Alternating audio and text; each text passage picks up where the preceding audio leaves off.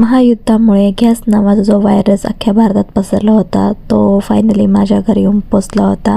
तर hello guys, मी Roshna, welcome आहे तुमचं माझ्या नवीन ब्लॉगमध्ये. आज होता संडे, सो म्हटलं रिलॅक्समध्ये उठायचं आणि निवांत कामं उरकायची, कारण माझी जिमलाही सुट्टी होती, मुलांनाही सुट्टी असते.